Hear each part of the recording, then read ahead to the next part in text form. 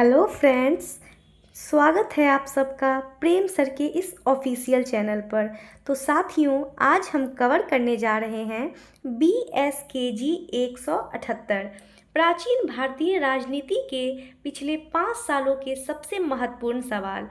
आज के इस क्लास का हमारा सबसे बड़ा मकसद है कि आपके सिलेबस की जितनी भी कठिन किताबी बातें हैं उन्हें बिल्कुल आसान और रोज़मर्रा की बोलचाल वाली भाषा में समझ लिया जाए, जिससे आपको कुछ भी रटना ना पड़े और आप अपनी भाषा में एक बेहतरीन उत्तर एग्ज़ाम में लिख सकें।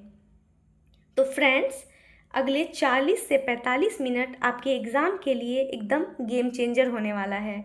तो चलिए बिना टाइम वेस्ट किए सीधे स्क्रीन पर चलते हैं और एक एक करके सभी प्रश्नों को बिल्कुल आसान तरीके से डिकोड करते हैं। Let's start. तो हमारा आज का पहला क्वेश्चन है, साम, दाम, दंड और भेद के बारे में विस्तार से समझाइए। तो चलिए पहले हम इस प्रश्न को समझेंगे, फिर इसके उत्तर को समझने का प्रयास करेंगे। इस प्रश्न में हमसे यह पूछा गया है कि पुराने समय में जब किसी राजा को अपने दुश्मन या किसी विरोधी से अपनी बात मनवानी होती थी तो वे कौन से 4 तरीके अपनाते थे। तो चलिए उन 4 तरीकों यानी कि साम, दाम, दंड और भेद, इन चारों को समझते हैं। प्राचीन भारतीय राजनीति में साम, दाम, दंड और भेद को राज्य संचालन और कूटनीति के 4 प्रमुख उपाय माना गया है और इनका वर्णन विशेष रूप से कौटिल्य के अर्थशास्त्र में मिलता है। किसमें मिलता है? कौटिल्य के अर्थशास्त्र में। तो चलिए अब हम लोग आसान भाषा में इस प्रश्न के उत्तर को समझते हैं। नीति कहती है कि किसी के काम निकलवाने के 4 तरीके होते हैं, जिसमें सबसे पहला होता है किसी से प्यार से बातचीत कर उसे समझाओ, जिसे हम लोग साम कहते हैं। और अगर वह बातचीत से प्यार से ना माने तो उसे कोई गिफ्ट या फिर पैसा या फिर लालच दे दो, जिसे दाम के अंतर्गत समझा जाता है। और अगर वह फिर भी ना माने तो उसे अपनों या फिर अपने दोस्तों के बीच आपस में फूट डलवा दो। इससे क्या होगा कि वो कमज़ोर हो जाएगा और उसके बीच में भेद हो जाएगा। और जब तीनों ही तरीके फेल हो जाएं तब आखिरी में ताकत का इस्तेमाल करो या फिर युद्ध करो, जिसे दंड कहा जाता है। क्या कहा जाता है? दंड। आज की दुनिया में भी कई ऐसे देश हैं जो अपनी विदेश नीति इसी तरह चला रहे हैं। तो इन चारों उपायों का प्रयोग परिस्थिति के अनुसार किया जाता था। पहले साम, फिर दाम, उसके बाद दंड और अंत में भेद का उपयोग किया जाता था। ये नीतियाँ आज भी राजनीति और कूटनीति में प्रासंगिक है। तो चलिए अब हम लोग देखते हैं हमारा आज का दूसरा महत्वपूर्ण प्रश्न, मनुस्मृति में दैनिक कर। इस प्रश्न में हमसे यह पूछा गया है कि हमारे पूर्वजों के समय में राजा अपनी जनता से टैक्स यानी कि कर लेता था, उसके पीछे क्या नियम थे ताकि जनता दुखी ना हो। तो चलिए इस प्रश्न के उत्तर को समझते हैं। मनुस्मृति में कर व्यवस्था को राज्य संचालन का महत्वपूर्ण आधार माना गया है। इसमें बताया गया है कि राजा को प्रजा से न्यायपूर्ण और सीमित कर लेना चाहिए। कर का उद्देश्य राज्य की सुरक्षा, प्रशासन और जन कल्याण कार्यों को पूरा करना होता था। मनुस्मृति में लिखा है कि राजा को टैक्स हमेशा मधुमक्खी की तरह लेना चाहिए। जैसे कि मधुमक्खी फूल को बिना कोई नुकसान पहुंचाए उससे थोड़ा थोड़ा रस निकाल लेती है, वैसे ही राजा को जनता से बहुत थोड़ा और न्यायपूर्ण टैक्स लेना चाहिए। जैसे कि किसानों से उनकी फल का 1/6 हिस्सा ले लिया जाता था। इसका फ़ायदा यह था कि जनता पर एक बार में टैक्स का भारी बोझ नहीं पड़ता था और राजा खजाना भी रोज़ धीरे धीरे बढ़ जाता था। अंततः इससे स्पष्ट होता है कि कर व्यवस्था न्याय संगत और संतुलित होनी चाहिए। तो चलिए अब हम लोग देखते हैं हमारा अगला और महत्वपूर्ण प्रश्न, ग्रामीण व्यवस्था क्या है। तो चलिए हम लोग ग्रामीण व्यवस्था क्या है इसे समझते हैं। इस प्रश्न का तात्पर्य यह है कि भारत में गांव का अपना सिस्टम, वहां का प्रशासन और कानून कैसे चलता था। तो चलिए हम लोग ग्रामीण व्यवस्था को समझते हैं। प्राचीन भारत में ग्रामीण व्यवस्था समाज और प्रशासन की मूल इकाई थी। गांव को प्रशासन का सबसे छोटा और महत्वपूर्ण भाग माना जाता था। पुराने समय में गांव पूरी तरह आत्मनिर्भर थे। इसका अर्थ यह है कि हर चीज़ जैसे कि अनाज, कपड़ा, पानी या फिर लकड़ी गांव में ही मिल जाती थी। यहाँ तक कि अगर गांव में कोई आपस में झगड़ा हो जाए तो न्याय के लिए भी राजा के महल तक चक्कर नहीं काटने पड़ते थे। गांव का एक मुखिया होता था जिसे ग्रामीणी कहते थे। तो गांव का प्रमुख को क्या कहते थे? ग्रामीणी, जो कौन होता था? मुखिया होता था। और ग्रामीणी क्या करता था कि बुजुर्गों और पंचायत के साथ मिलकर सारे फैसले गांव में ही तुरंत हल कर लेता था। अंततः हम कह सकते हैं कि ग्रामीण व्यवस्था आत्मनिर्भर थी। गांव के लोग अपनी आवश्यकताओं को स्वयं पूरा करते थे, जैसे कृषि, पशुपालन और कुटीर उद्योग। समाज में सहयोग और सामूहिक जीवन की भावना थी। तो समाज में कैसी भावना थी? सामूहिक जीवन की भावना थी और सहयोग की भी। और इस व्यवस्था में सामाजिक नियमों का पालन सख्ती से किया जाता था। ग्राम व्यवस्था ने प्राचीन भारतीय समाज को स्थिर और संगठित बनाए रखने में महत्वपूर्ण भूमिका निभाई। तो चलिए अब हम लोग देखते हैं हमारा चौथा महत्वपूर्ण क्वेश्चन, दंड के महत्व को समझाइए। तो चलिए हम लोग इस प्रश्न को समझते हैं। इस प्रश्न के अंतर्गत हमें यह समझना है कि राजनीति में दंड का असली मतलब सिर्फ किसी को जेल भेजना या फिर पीटना नहीं है, बल्कि समाज में कानून का डर बनाए रखना है। तो चलिए इस प्रश्न के उत्तर को देखते हैं। प्राचीन भारतीय राजनीति में दंड को राज्य का प्रमुख आधार माना गया है। दंड का अर्थ है अपराधियों को सजा देना। दंड का क्या अर्थ है? अपराधियों को सजा देना और कानून व्यवस्था बनाए रखना। बिना दंड के समाज में अराजकता फैल सकती है। हमारे शास्त्रों का मानना है कि अगर समाज में कानून और सजा का डर पूरी तरह खत्म हो जाए तो वहाँ जंगल राज आ जाएगा, जहाँ बड़ी मछली छोटी मछली को खा जाती है। इसका अर्थ यह हुआ कि जो लोग अमीर और ताकतवर हैं वे लोग गरीब का जीना हराम कर देंगे, और इसलिए अच्छे और शरीफ लोगों की सुरक्षा के लिए कानून का डर होना काफ़ी ज़रूरी है। लेकिन हाँ, सज़ा हमेशा अपराध के बराबर होनी चाहिए, न बहुत ज़्यादा और न बहुत कम। अंततः राजा को दंड देते समय न्यायपूर्ण और संतुलित होना चाहिए। अत्यधिक कठोर या बहुत नरम दंड दोनों ही हानिकारक होते हैं। इसलिए दंड नीति का सही उपयोग ही राज्य की स्थिरता और शांति को बनाए रखता है।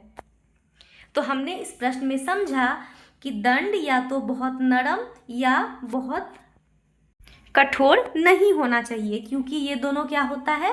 बहुत हानिकारक होता है। तो चलिए अब आते हैं हमारे पांचवें महत्वपूर्ण प्रश्न पर, महाभारत कालीन नगर सभा का वर्णन। तो चलिए हम लोग इस प्रश्न को समझते हैं। इस प्रश्न के अंतर्गत महाभारत के समय जो बड़े बड़े शहर होते थे उनके मैनेजमेंट को संभालने वाली संस्था के बारे में हमें पढ़ना है। तो चलिए हम लोग देखते हैं इस प्रश्न के उत्तर को। महाभारत काल में नगरों का प्रशासन व्यवस्थित रूप से किया जाता था।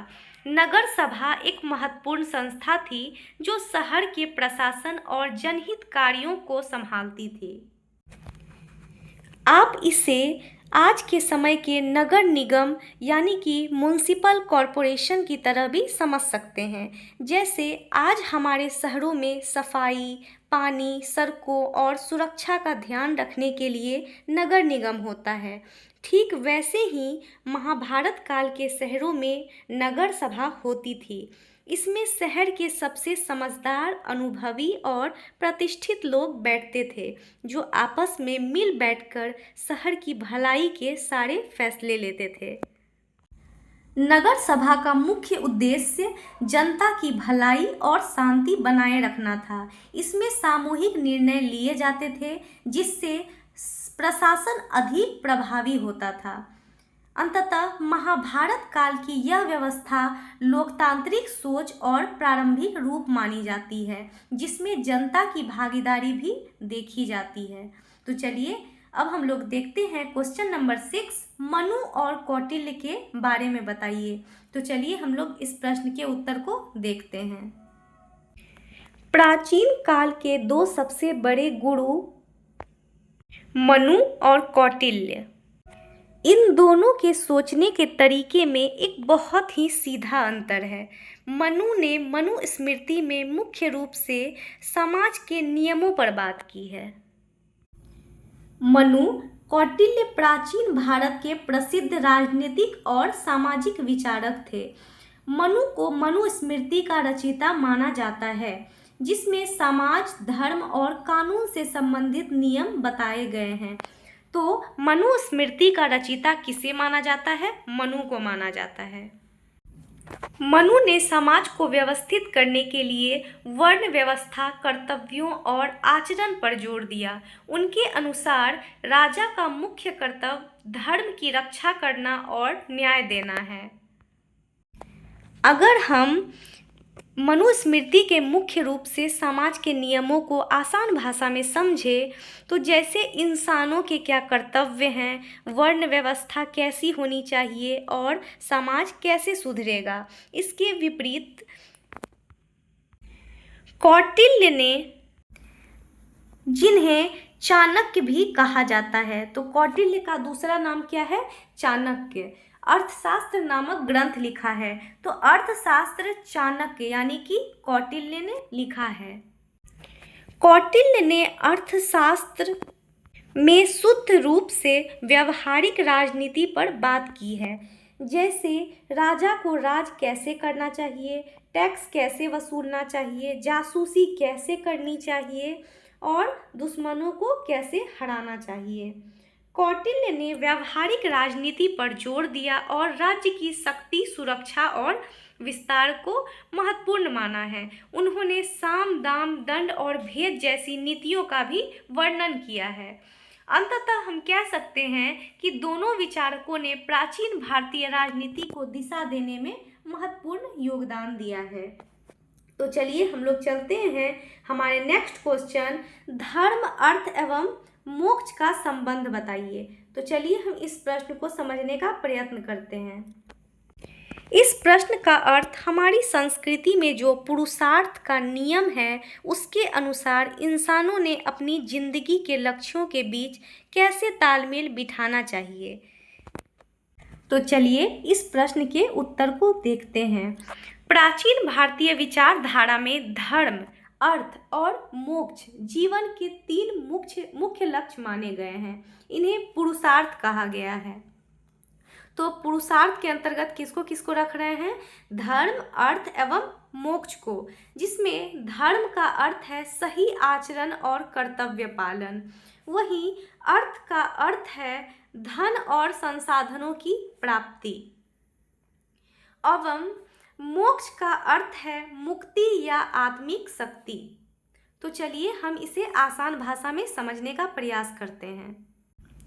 इसका सीधा संबंध यह है कि जिंदगी चलाने और परिवार पालने के लिए अर्थ यानी कि पैसा कमाना बहुत इम्पोर्टेंट है, लेकिन वह पैसा हमेशा धर्म यानी कि ईमानदारी और सही रास्ते पर चलकर ही कमाया जाना चाहिए। जब ईमानदारी से अपना करियर बनाएगा और पैसा कमाएगा, तभी उसके मन को सच्ची संतुष्टि मिलेगी और ज़िंदगी के आखिरी पड़ाव में उसे परम शांति यानी कि मोक्ष की प्राप्ति होगी। बिना ईमानदारी के माया धन सिर्फ तबाही ही लगता है। इन तीनों का आपस में काफ़ी गहरा संबंध है। तो मोक्ष प्राप्त करने के लिए भी धर्म और अर्थ का संतुलन आवश्यक है। बिना धर्म के अर्थ अधर्म बन सकता है और बिना अर्थ के जीवन कठिन हो जाता है। इस प्रकार धर्म, अर्थ और मोक्ष एक दूसरे के पूरक हैं और संतुलित जीवन के लिए आवश्यक भी हैं। तो चलिए अब हम लोग देखते हैं हमारा अगला महत्वपूर्ण प्रश्न, राज्य के प्रकारों की चर्चा कीजिए। तो चलिए हम इसे देखते हैं। प्राचीन भारत में राज्य के विभिन्न प्रकार पाए जाते थे। मुख्य रूप से दो प्रकार के राज्य प्रमुख थे, राजतंत्र और गणतंत्र। तो मुख्य कितने प्रकार के राज्य प्रमुख थे प्राचीन काल में? दो प्रकार के, राजतंत्र और गणतंत्र। तो चलिए हम लोग इस प्रश्न को डिटेल में समझते हैं। राजतंत्र में शासन एक राजा के हाथ में होता था। राजा सर्वोच्च सत्ता रखता था और वही सभी निर्णय लेता था।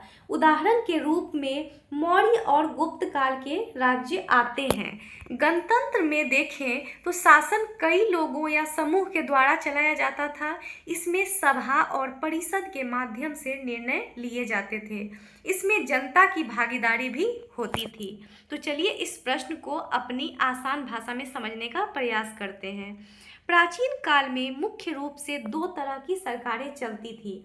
पहले थी राजतंत्र, जहां सारी पावर एक ही राजा के हाथ में होती थी और राजा के मरने के बाद उसका बेटा ही अगला राजा बनता था, जैसे कि हम लोगों ने मगध साम्राज्य में देखा है।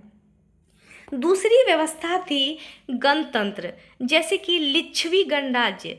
यहाँ कोई एक राजा मालिक नहीं होता था, बल्कि लोगों का एक समूह या परिषद होती थी, जहाँ सब लोग मिलकर वोटिंग और बहस के जरिए लोकतांत्रिक तरीके और देश के बड़े फैसले लेते थे।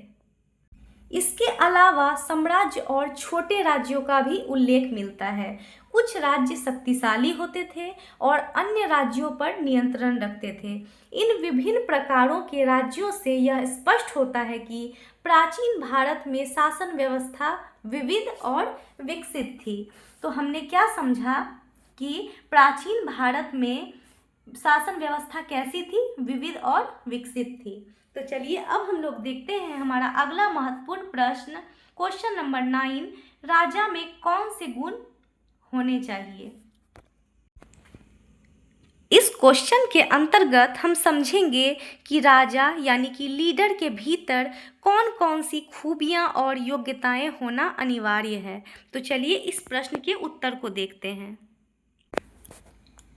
प्राचीन भारतीय राजनीति में राजा को आदर्श और योग्य होना आवश्यक माना गया है। राजा के गुण का वर्णन मनु और कौटिल्य दोनों ने किया है। तो राजा के गुणों का वर्णन दोनों ने किया है। किसने किसने? मनु और कौटिल्य ने। हमारे इतिहास में राजा के पद को कभी भी ऐश मौज या तानाशाही की गद्दी नहीं माना गया है, बल्कि राजा को प्रजा का प्रधान सेवक कहा गया है।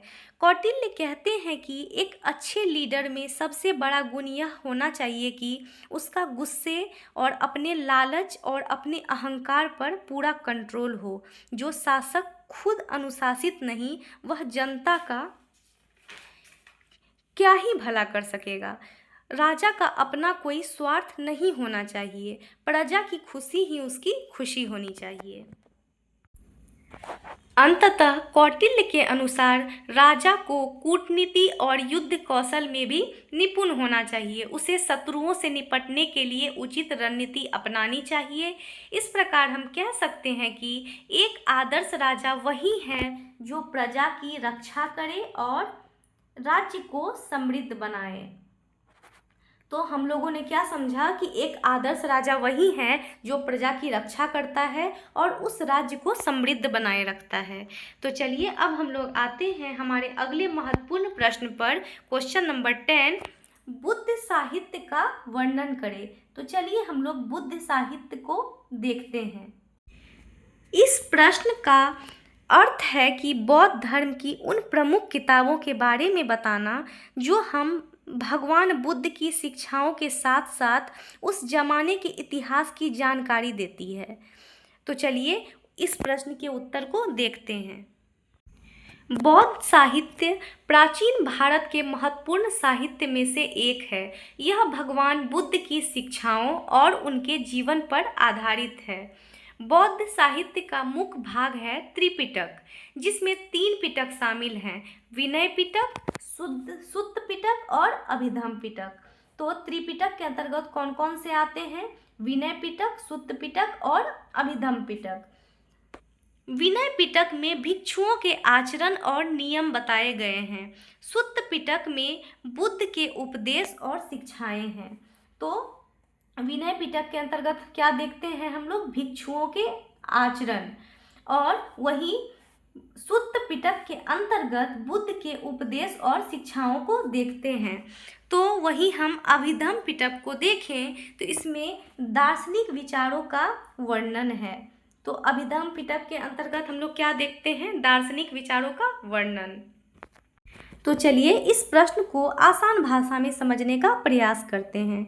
इस सवाल का सबसे मुख्य जवाब है त्रिपिटक शब्द, जिसका सीधा अर्थ होता है 3 बड़े ग्रंथ। पहला है विनय पिटक, जिसमें बौद्ध भिक्षुओं के रहने का और उनके संगठन के अनुशासन से जुड़े नियम लिखे हैं। और वहीं दूसरा हम देखें तो सुत्त पिटक है, जिसमें भगवान बुद्ध में दिए गए मुख्य उपदेश और मज़ेदार धार्मिक कहानियाँ हैं।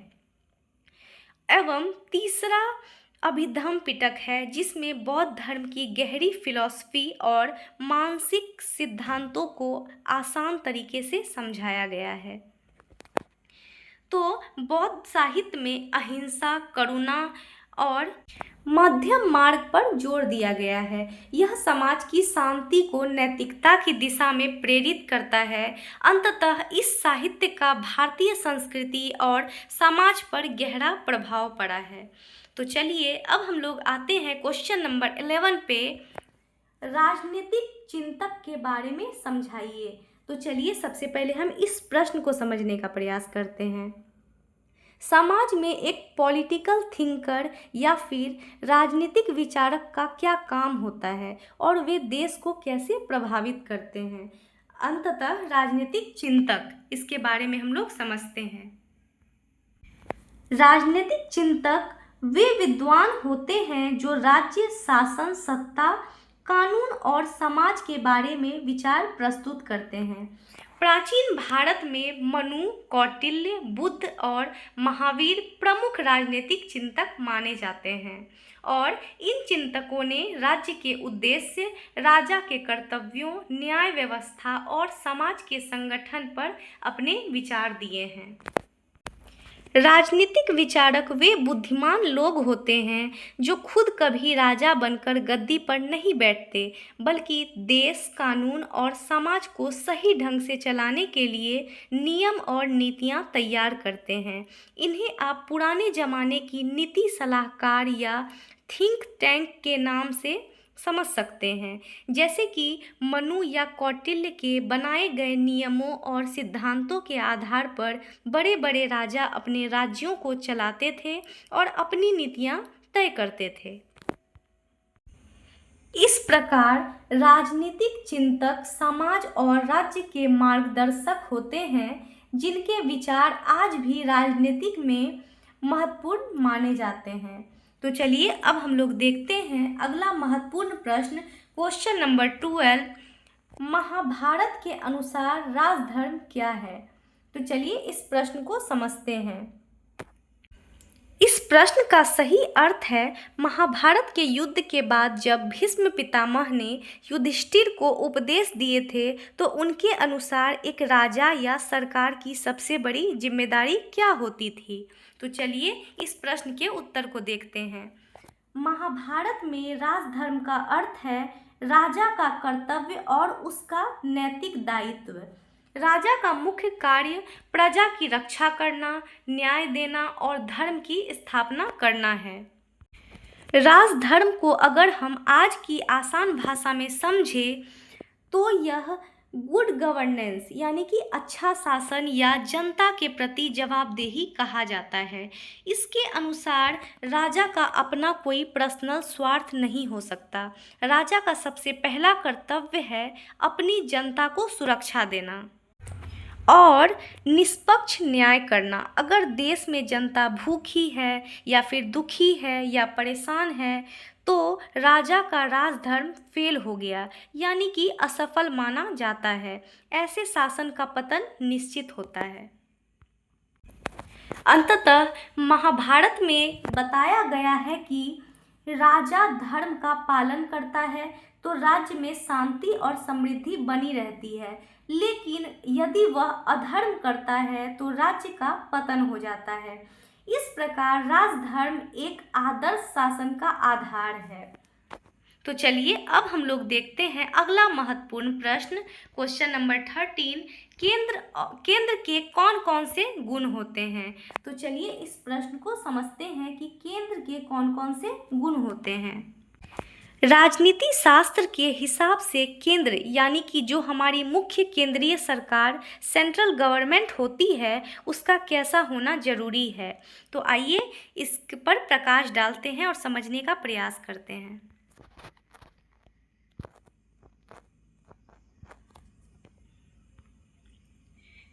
प्राचीन भारतीय राजनीति में केंद्र का अर्थ है शासक या राज्य की मुख्य सत्ता से है।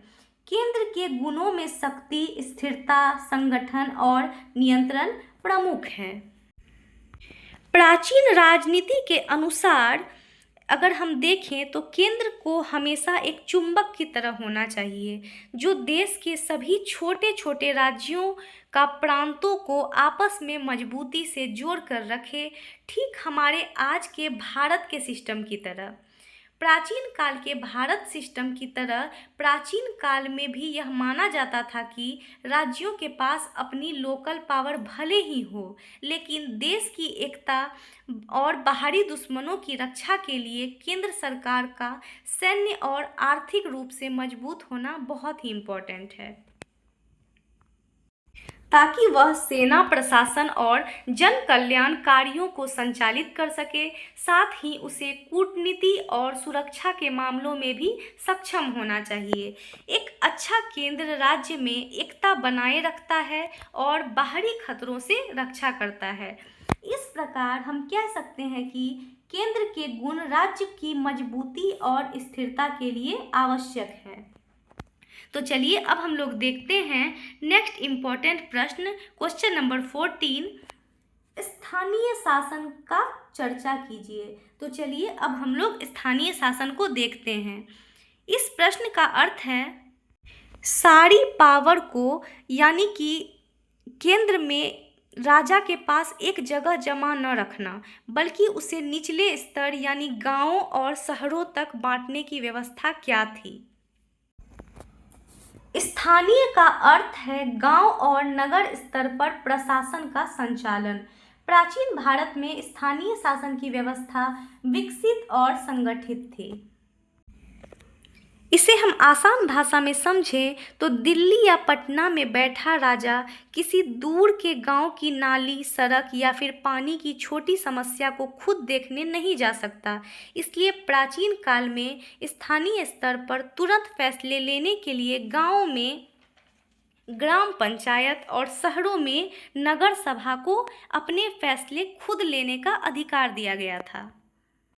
इसके लिए क्या किया गया था कि गांवों में ग्राम पंचायत को बना दिया गया था जिसका नेतृत्व कौन करता था? ग्रामीणी, और वह कर वसूली, न्याय और प्रशासनिक कार्यों को संभालता था। वहीं नगरों में नगर सभा होती थी जो शहर के विकास के लिए क्या करती थी? व्यवस्था का ध्यान रखती थी।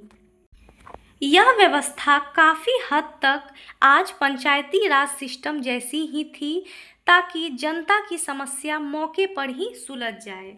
स्थानीय शासन का मुख्य उद्देश्य था कि जनता की समस्याओं का समाधान करना और प्रशासन को सरल बनाना था। इसमें जनता की भागीदारी भी होती थी, जिससे निर्णय अधिक प्रभावी होते थे। इस प्रकार हम कह सकते हैं कि शासन ने प्रशासन को मजबूत और जन केंद्रित बनाया। तो चलिए अब हम लोग देखते हैं हमारा नेक्स्ट इम्पॉर्टेंट क्वेश्चन, रामायण कालीन समय में नगर सभा कैसी थी।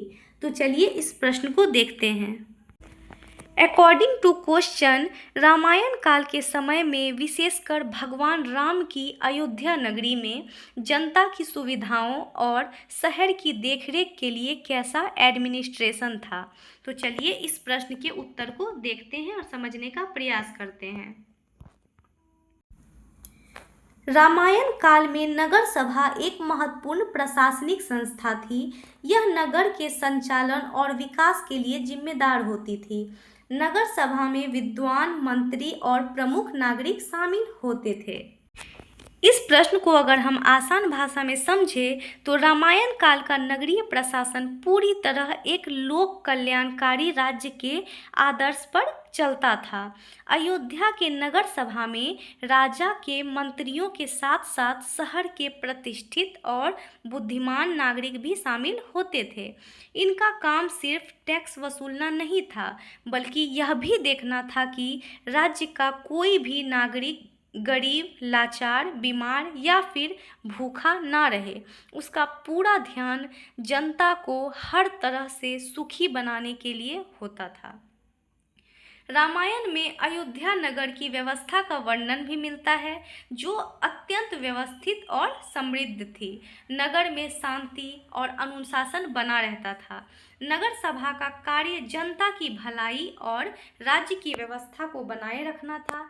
इससे स्पष्ट होता है कि उस समय प्रशासनिक व्यवस्था काफ़ी उन्नत थी। तो चलिए अब हम लोग देखते हैं हमारा अगला महत्वपूर्ण प्रश्न, क्वेश्चन नंबर 16, मंडल सिद्धांत क्या है। तो चलिए अब हम लोग देखते हैं मंडल सिद्धांत को। मंडल सिद्धांत कौटिल्य यानी कि चाणक्य द्वारा दी गई विदेश नीति का वह प्रसिद्ध नियम है जो देश को आपसी रिश्तों को तय करता है। तो चलिए हम लोग इस प्रश्न के उत्तर को समझते हैं। मंडल सिद्धांत कौटिल्य द्वारा दिया गया है। किसके द्वारा दिया गया है? कौटिल्य के द्वारा। यह एक महत्वपूर्ण राजनीतिक सिद्धांत है और इसके अनुसार प्रत्येक राज्य अपने आसपास के राज्यों से घिरा होता है, जिन्हें मंडल कहा जाता है। तो कौटिल्य के अनुसार मंडल किसे कहते हैं? प्रत्येक राज्य जो है अपने आसपास के राज्यों से घिरा होता है, इसे ही कौटिल्य के अनुसार मंडल कहते हैं। इस सिद्धांत का एक बहुत ही सीधा और कड़वा नियम है कि पड़ोसी देश स्वाभाविक रूप से आपका दुश्मन होता है और उस दुश्मन का पड़ोसी आपका दोस्त बन जाता है। कौटिल्य कहते हैं कि सीमाओं के जुड़े होने के कारण पड़ोसियों में विवाद होना आम बात है। इसलिए राजा को इसी भौगोलिक स्थिति को समझकर अपने दोस्त और दुश्मन देशों की पहचान करनी चाहिए और अपनी सुरक्षा प्लानिंग भी करनी चाहिए। इस सिद्धांत में बताया गया है कि पड़ोसी राज्य शत्रु तो हो सकता है, जबकि शत्रु का पड़ोसी मित्र होता है। इस प्रकार राज्यों को अपनी स्थिति के अनुसार मित्र और शत्रु की पहचान करनी चाहिए। अंततः मंडल सिद्धांत का उपयोग कूटनीति और विदेश नीति में किया जाता था। इसके माध्यम से राजा अपने राज्य की सुरक्षा और विस्तार का योजना बनाता था। यह सिद्धांत आज भी अंतर्राष्ट्रीय संबंधों को समझने में उपयोगी माना जाता है। तो आइए अब हम लोग आते हैं हमारे अगले बहुत ही इम्पोर्टेंट क्वेश्चन पर, कौटिल्य अर्थशास्त्र के 7वें अधिकरण में दंड गुण। तो चलिए इस प्रश्न को समझते हैं। इस प्रश्न के अनुसार कौटिल्य के अर्थशास्त्र के 7वें चैप्टर में अपराधी को सजा सुनाने के लिए राजा यानी कि जज को किन बातों का ध्यान रखना चाहिए। तो चलिए इस प्रश्न के उत्तर को देखते हैं। कौटिल्य के अर्थशास्त्र के 7वें अधिकरण में दंड नीति के गुणों का वर्णन किया गया है। तो कौटिल्य के अर्थशास्त्र के 7वें अधिकरण में किन नीति के गुणों का वर्णन किया गया है? दंड नीति का। दंड का उद्देश्य राज्य में व्यवस्था बनाए रखना और अपराधों को रोकना है। तो चलिए हम इस प्रश्न को आसान भाषा में समझने का प्रयास करते हैं। कौटिल्य का मानना था कि सजा हमेशा निष्पक्ष और संतुलन होनी चाहिए। वे कहते हैं कि दंड हमेशा अपराध को देखते हुए ही देने चाहिए। एक उदाहरण से समझे तो अगर डॉक्टर किसी बीमार व्यक्ति को उस बीमारी से कम दवाई देता है तो बीमारी ठीक नहीं होगी, यानी कि नरम सजा से अपराध बढ़ेंगे। और यदि डॉक्टर बहुत हैवी दवा दे दे तो मरीज मर ही जाएगा, यानी कि बहुत कठोर सजा से जनता बागी हो जाएगी। इसलिए सत्ता को, यानी कि सत्ता में सजा को हमेशा ही अपराध की गंभीरता के बराबर होनी चाहिए। अंततः दंड हमेशा समय और परिस्थिति के अनुसार दिया जाना चाहिए। राजा को दंड देते समय निष्पक्ष रहना चाहिए। कौटिल्य के अनुसार सही दंड नीति से राज्य मजबूत होता है और प्रजा सुखी रहती है। इस प्रकार दंड के गुण राज्य की स्थिरता के लिए आवश्यक हैं। तो चलिए अब हम लोग आते हैं हमारे नेक्स्ट MBBI क्वेश्चन पर। क्वेश्चन नंबर 18, प्राचीन काल में कर के प्रकार। तो चलिए अब हम लोग क्वेश्चन नंबर 18 यानी कि प्राचीन काल में कर के प्रकार को समझते हैं। इस प्रश्न का अर्थ है कि पुराने समय में देश का खर्च चलाने और सेना के रख रखाव के लिए कौन कौन से टैक्स यानी कि कर लिए जाते थे। तो इस प्रश्न के उत्तर को समझते हैं। प्राचीन भारत में विभिन्न प्रकार के कर लगाए जाते थे, मुख्य रूप से भूमि कर, व्यापार कर और उत्पादन कर। तो कौन कौन से मुख्य रूप से थे? भूमि कर, व्यापार कर और उत्पादन कर। तो चलिए इस प्रश्न को हम लोग आसान भाषा में देखते हैं। उस समय टैक्स की व्यवस्था बहुत लचीली और न्यायपूर्ण थी, जिसमें मुख्य रूप से 3 प्रकार के कर थे।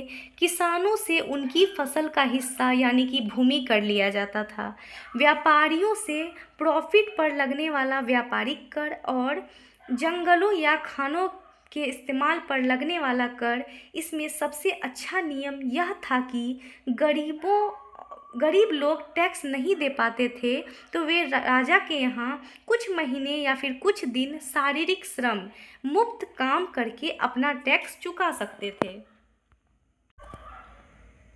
अंततः कर वसूली का उद्देश्य राज्य के खर्चों और उसके जन कल्याण का कार्य करना था। कर प्रणाली संतुलित और न्यायपूर्ण मानी जाती थी। तो चलिए अब हम लोग आते हैं हमारे नेक्स्ट MBBI क्वेश्चन पर। क्वेश्चन नंबर 19, प्राचीन काल में अंतर्राष्ट्रीय संबंध। तो चलिए इस प्रश्न को समझते हैं और देखते हैं। इस क्वेश्चन में पूछा गया है कि प्राचीन काल में भारत के विभिन्न साम्राज्य और राज्य आपस में विदेशी देशों के साथ किस प्रकार से व्यापारिक कूटनीतिक रिश्ते रखते हैं। तो चलिए इस प्रश्न के उत्तर को देखते हैं। भारत में अंतर्राष्ट्रीय संबंध कूटनीति, व्यापार और सांस्कृतिक आदान प्रदान पर आधारित है। तो भारत में जो अंतर्राष्ट्रीय संबंध है किस पर आधारित है? कूटनीति, व्यापार और सांस्कृतिक आदान प्रदान पर। तो विभिन्न राज्यों के बीच मैत्री और शत्रुता दोनों प्रकार के संबंध होते थे। राज्य एक दूसरे के साथ संधि, युद्ध और व्यापार करते थे। कौटिल्य ने विदेश नीति के लिए कई सिद्धांत दिए, जैसे कि मंडल सिद्धांत, और भारत के अन्य देशों के साथ व्यापारिक संबंध भी थे, जिससे आर्थिक विकास हुआ और साथ ही संस्कृति और धर्म का भी आदान प्रदान हुआ। तो चलिए इसे हम आसान भाषा में समझने का प्रयास करते हैं। पुराने समय में हमारे विदेशी संबंध केवल युद्ध लड़ने तक सीमित नहीं थे, बल्कि वे मजबूत व्यापार और सांस्कृतिक लेन देन पर भी टिके थे। इसे आज की भाषा में हम सॉफ्ट पावर डिप्लोमेसी कह सकते हैं। भारत ने कभी किसी देश पर अपनी सेना से पहले हमला नहीं किया, बल्कि हमारे राजाओं ने पुराने व्यापारिक मार्गों के जरिए मासालों और व्यापारिक आपसी संधियों और बौद्ध धर्म के शांति के करुणा के संदेश से पूरे एशिया के देशों में अपना एक गहरा सांस्कृतिक प्रभाव स्थापित किया। इस प्रकार प्राचीन काल में अंतर्राष्ट्रीय संबंध काफ़ी विकसित और संगठित थे। तो आइए अब हम लोग देखते हैं हमारा 20वां महत्वपूर्ण एमवीबीआई क्वेश्चन एवं लास्ट क्वेश्चन। मंत्री परिषद का अर्थ क्या है? अधिकार एवं कर्तव्य। तो चलिए हम लोग इस प्रश्न को समझते हैं। इस प्रश्न का अर्थ है कि राजा को सही फैसले लेने और नीतियां बनाने में मदद करने वाले उसके सबसे खास मंत्रियों के समूह यानी कि कैबिनेट की क्या भूमिका थी। तो चलिए हम लोग मंत्री परिषद का अर्थ भी समझेंगे और अधिकार एवं कर्तव्यों को भी देखेंगे। मंत्री परिषद राजा के सलाहकारों का समूह होता था। तो मंत्री परिषद क्या होता था? राजा के सलाहकारों का समूह जो शासन में उसकी सहायता करता था, उसकी हेल्प करता था। इसमें मंत्री, पुरोहित एवं अन्य अधिकारी भी शामिल होते थे। मंत्री परिषद का मुख्य कार्य राजा को महत्वपूर्ण विषयों पर सलाह देना था, जैसे कि प्रशासन में, युद्ध में, वित्त और न्याय में। यह नीतियां निर्माण और निर्णय लेने में मदद करती थी। इसे हम आसान भाषा में समझे तो प्राचीन राजनीति के अनुसार राजा भले ही सबसे शक्तिशाली होता था, लेकिन वह अपनी मनमर्जी से तानाशाही नहीं बन सकता था। उसे हर बड़े फैसले जैसे कि युद्ध, संधि या बजट पर अपनी मंत्री परिषद की सलाह और सहमति लेनी होती थी। मंत्री परिषद का मुख्य कार्य राजाओं को वित्त, न्याय और प्रशासनिक पर सही सलाह देना था और मंत्रियों का सबसे पहला अनिवार्य कर्तव्य राज्य के फैसलों की गोपनीयता, सेक्रेसी बनाए रखना था, जो आज भी हमारे मंत्रियों के सिस्टम में देखा जाता है। अंततः हम समझ सकते हैं कि राजा मंत्री परिषद की सलाह से निर्णय लेता था, जिससे शासन अधिक प्रभावी होता था। इस प्रकार मंत्री परिषद प्रशासन का महत्वपूर्ण अंग थी। तो फ्रेंड्स, अगर आपने हमारा सेशन यहाँ तक देखा है तो कमेंट सेक्शन में ये ज़रूर बताएं कि त्रिपिटक के अंतर्गत कितने ग्रंथ आते हैं और वे कौन कौन से हैं।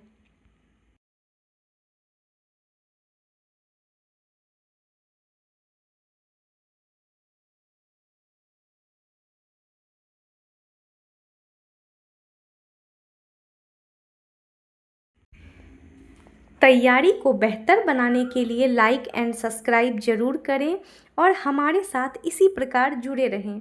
अगर आप और अच्छे से इस नोट्स को पढ़ना चाहते हैं, अपनी प्रिपरेशन को इम्प्रूव करना चाहते हैं, तो हमारे वीडियो के डिस्क्रिप्शन में आपको व्हाट्सएप नंबर मिल जाएगा। आप उस पर मैसेज करके PDF परचेज़ कर सकते हैं और अपनी प्रिपरेशन को काफ़ी स्ट्रॉन्ग कर सकते हैं। इस वीडियो को सुनने के बाद जब आप उस नोट्स को पढ़ेंगे तो आपका प्रिपरेशन एकदम बेस्ट हो जाएगा। हमारे साथ यहाँ तक बने रहने के लिए धन्यवाद। Thanks for watching. Like, subscribe and share.